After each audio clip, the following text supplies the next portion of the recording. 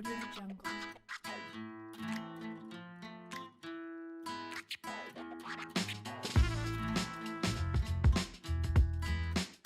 Audio Jungle. Guantanajo jest miastem, które powstało w XVI wieku, aczkolwiek już wcześniej Aztecy tutaj wydobywali różne krusze.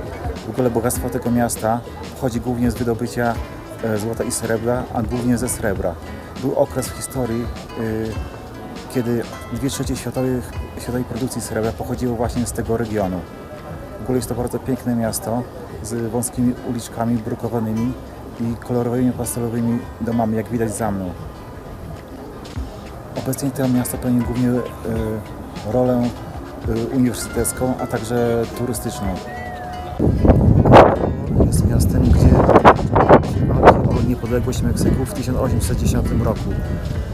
Prowodyrem tych walk był niejaki El Pipila, którego monument znajduje się tutaj na wzgórzu za mną. To on podpalił skład zboża, w którym stacjonowali żołnierze hiszpańscy, i od tego zaczęła się walka o niepodległość Meksyku.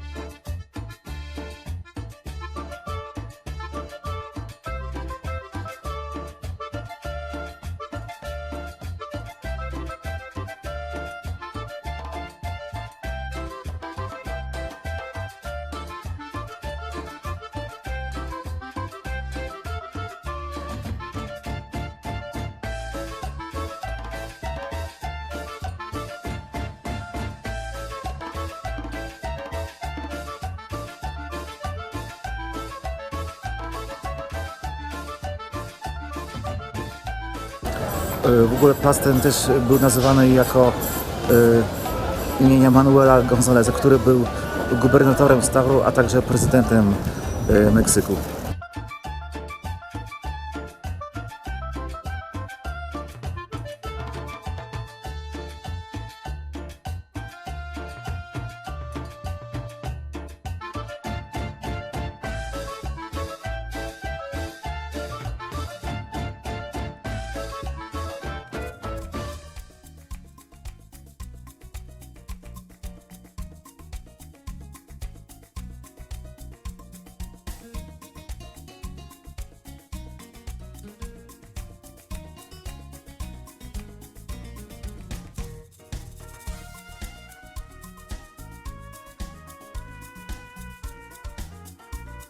Za mną możecie zobaczyć główną dominantę krajobrazu Guantanajo.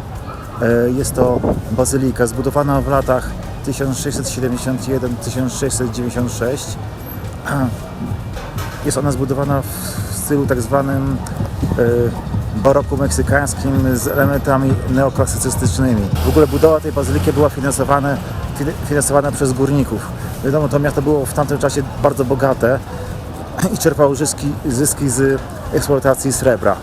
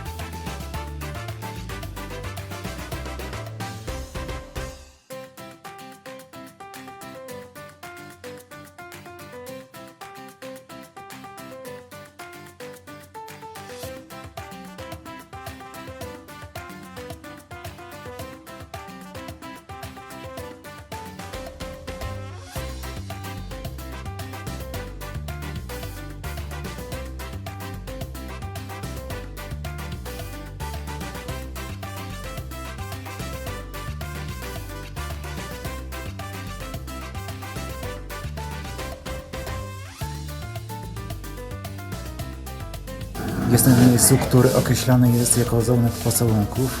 Jest to związane z tragiczną historią, kiedy pewien biedny górnik był zakochany w córce bogacza i spotykali się tutaj potajemnie. Aczkolwiek ta historia skończyła się tragicznie, kiedy ojciec tej dziewczyny dowiedział się o ich romansie. I w ogóle za mną znajduje się tutaj balkon, na którym osoby stojące naprzeciwko mogą się pocałować. Jest to tutaj bardzo wąskie przejście, mierzy tylko pół metra szerokości. Jak widać, znajduje się tu także tak zwane kłódki miłości, lovers, tutaj za mną, a także na balkonie.